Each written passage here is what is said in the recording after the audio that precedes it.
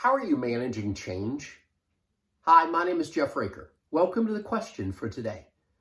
Leaders are change agents. Leaders need to change themselves to grow as leaders. How are you at managing change in your company and your team? How are you at managing change in you as a leader? Often this is a comfort zone question. We get comfortable with certain behaviors and they don't all work.